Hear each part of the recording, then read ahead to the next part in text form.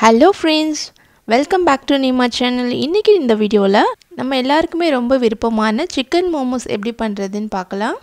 இது பண்றதுக்கு ஃபர்ஸ்ட் நம்ம வெளியில இருக்க அந்த மாவை ரெடி பண்ணிக்கலாம்.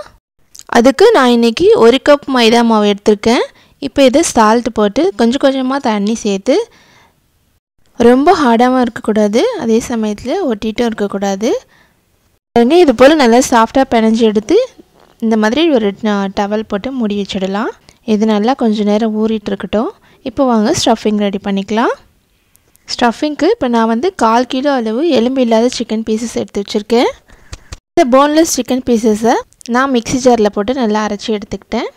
இப்போ வாங்க என்னென்ன சேர்க்கணுன்றதை பார்க்கலாம்.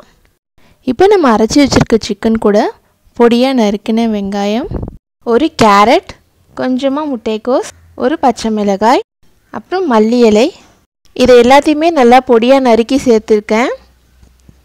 இப்போ இது கூட சுவைக்கேற்ப உப்பு, அப்புறம் கொஞ்சமாக மிளகுத்தூள், அப்புறம் ஜீரகம், இதெல்லாத்தையும் சேர்த்து நல்லா மிக்ஸ் பண்ணிக்கலாம். இது கூடவே இஞ்சி பூண்டு பேஸ்ட்டும் மிளகாய் தூளும் ஆட் பண்ணிங்கன்னா இன்னும் டேஸ்ட் நல்லாயிருக்கும். பசங்களுக்கு காரம் வேணாம்னு சொன்னதுனால நான் இன்றைக்கி மிளகாய் தூள் ஆட் பண்ணல. நீங்கள் ட்ரை பண்ணி பார்க்கும்போது மிளகாய் தூளும் இஞ்சி பூண்டு பேஸ்ட்டும் சேர்த்துக்கோங்க. பாருங்கள் நல்லா மிக்ஸ் பண்ணியாச்சு. இப்போ வாங்க இது ஸ்டஃப் பண்ணலாம். மாவை நல்லா சின்ன பால்ஸாக எடுத்துக்கிட்டு இதை மாதிரி சின்னதாக வளட்டி எடுத்துக்கலாம். இப்போ இதுக்குள்ளே நம்ம ஸ்டஃபிங்கை வச்சு இதை மாதிரி எல்லா சைட்ஸும் மடக்கி விட்டுக்கலாம்.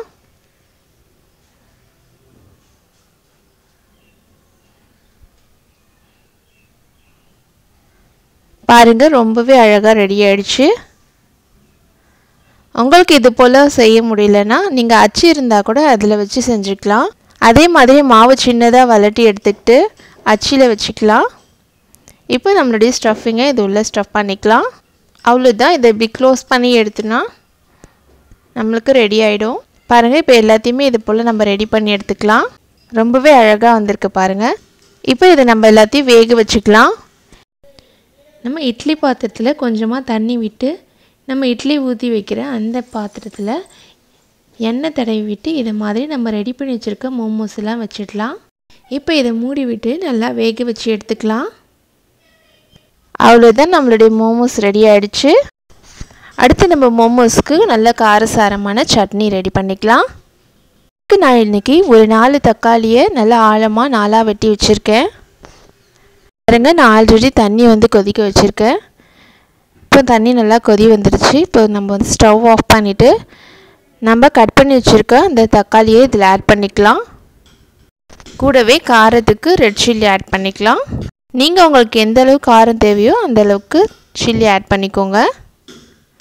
5 மினிட்ஸ் கழித்து எடுத்தோன்னா இந்த மாதிரி தக்காளியுடைய தோல்லாம் தனியாக எடுக்க ஈஸியாக இருக்கும். இந்த மாதிரி தோல்லாம் ரிமூவ் பண்ணிவிட்டு நம்ம இதை அரைச்சி எடுத்துக்கலாம். அவ்வளோதான் ஃப்ரெண்ட்ஸ், நம்மளுக்கு காரமான சட்னி ரெடி ஆகிடுச்சு. இது கூடவே நீங்கள் பூண்டு சேர்த்து அரைச்சிக்கிட்டிங்கன்னா இன்னும் டேஸ்ட் நல்லாயிருக்கும். கடைசியாக இந்த சட்னியில் நல்லெண்ணெய் பாயில் பண்ணி ஆட் பண்ணிவிட்டு சுவைக்கேற்ப உப்பு சேர்த்து கலந்து விட்டுக்கலாம். அந்த கிளிப்ஸ் வந்து மிஸ் ஆகிடுச்சு, வீடியோவில் காமிக்க முடியல. பாருங்கள் பார்க்கவே நல்லா மினுமினுப்பாக இருக்குது. ஆயில் பாயில் பண்ணி ஊற்றுந்துடும். டேஸ்ட்டும் ரொம்பவே சூப்பராக இருக்கும். அவ்வளோதான் ஃப்ரெண்ட்ஸ், எல்லாருக்கும் பிடிச்சமான மோமோஸும் கார சட்னியும் ரெடி ஆகிடுச்சு. நீங்களும் இது போல் ட்ரை பண்ணி பார்த்துட்டு எப்படி இருந்துச்சுன்னு கமெண்ட் பாக்ஸில் கமெண்ட் பண்ணுங்கள். நம்ம சேனலில் இன்னும் சப்ஸ்கிரைப் பண்ணாமல் பார்த்துட்ருக்க ஃப்ரெண்ட்ஸ் எல்லோரும் சப்ஸ்கிரைப் பண்ணிவிட்டு பாருங்கள். அப்படியே இந்த வீடியோ பிடிச்சிருந்துச்சுன்னா லைக் பண்ணுங்கள், ஃப்ரெண்ட்ஸ் அண்ட் ஃபேமிலிக்கு ஷேர் பண்ணுங்கள். தேங்க்யூ ஃபார் வாட்சிங்.